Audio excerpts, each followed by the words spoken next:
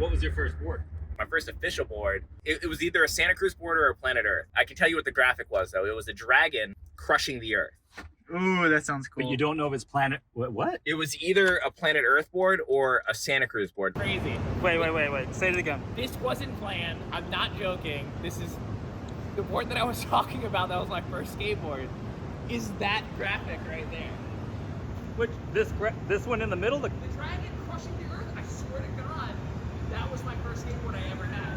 And I thought it was a Santa Cruz or a Planet Earth. This looks made up. Because it just happens to be here. I swear to God, like I'm like, my heart's racing on how bizarre this is. Very serendipitous that that board happens to be right there. My first skateboard ever was a Powell board.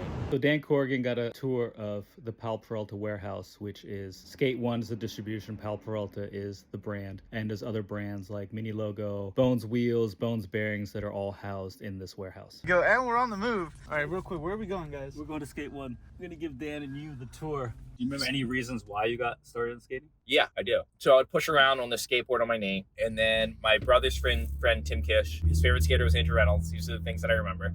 And he showed me how to ollie. And then literally, I swear to God, like the second I did like a couple ollies, I was like, oh, this is what I want to do. At the time, I was really into yo-yoing. And like I was telling you, like I was like a yo-yoer.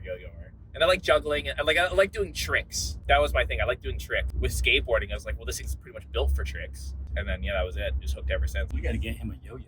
Cool. I'm ready. I got a buddy he's a professional yo-yoer, and he skates. Last time we met up, he was telling me about like he could get me a yo-yo, but it works differently now. It's not you throw it down and you pull it up. Like you have to throw it down and then you have to bind it with the string for it to catch. I'd have to. It's stupid. Whatever.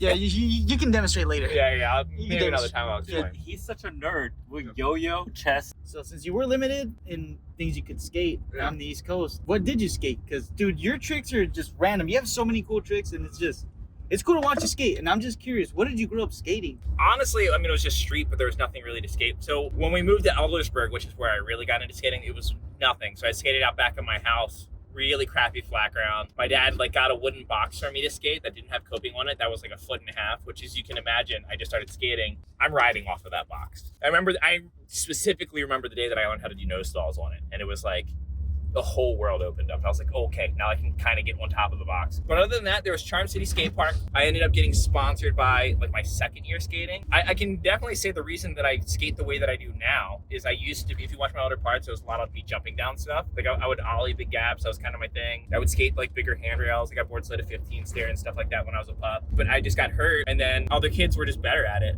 So I was just like, oh, like I'm gonna learn Smith kickflips and I'm gonna do these other things. And then my skating got even more abstract when I moved to California because this ties into the chest thing. I rolled my ankle really bad my second week here and I couldn't skate for 3 months. But since I couldn't ollie, I could slappy. And so I figured out all the slappy tricks. But also during all that time off of skating, I was playing probably like 50 games of chess a day. That's like my other thing that I pay attention to outside of skateboarding is I pay attention to what's going on in the chess world. I feel like I'm going to be into chess for the rest of my life.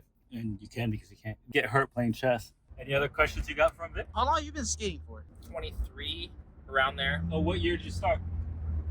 23 years ago, that year. How old are you now? 36. What was your first board? First technical board was a Power Rangers board. I don't know anything about the setup except for it was a Power Rangers board. My first official board, it was either a Planet Earth board or a Santa Cruz board. I can tell you what the graphic was though. It was a dragon crushing the earth. What about your trucks, wheels, bearings? You remember it? No clue. Really? No idea. It was all blank stuff. Whatever was that I could get for cheap. I just remember we just got everything that was on the discount was my first setup. From a skate shop? Yes. Do you remember the skate shop name? Yeah, Active Edge in Marley Station Mall, Maryland. Yep, whatever was cheapest. That's what I got. And I ran that program my entire life. Like when you could buy 10 boards online for $10 a piece. Yeah. Like I ran that till, and they'd all be all warped and stuff like that. But I didn't know. I was like, this board works.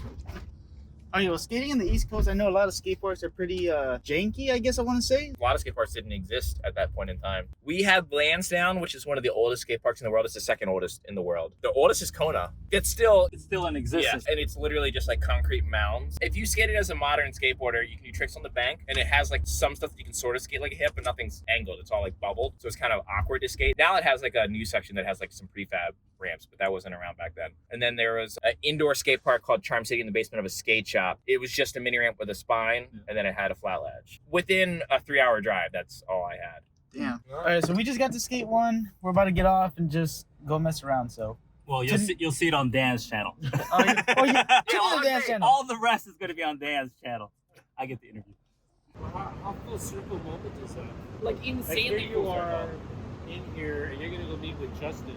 Yeah. To talk about his shape. Yeah. But little Dan back in the day, who first got that board, Yeah. had no idea that it came from. I this- see the graphic. This factory. And here I am again, and then there it is, possibly the only one still in existence. Yeah, we know it. That's so crazy. And then they're gonna give it to Dustin. That literally might be one of the last ones. Kaz probably the only other person that has that board. So I've been promoted to the front seat. I'm pretty excited about it. I'd like to thank DeBill for making my neck terrible for the next couple days. All right, so I always ask kids, like, what do you watch, YouTube, all that stuff. What do you watch, man?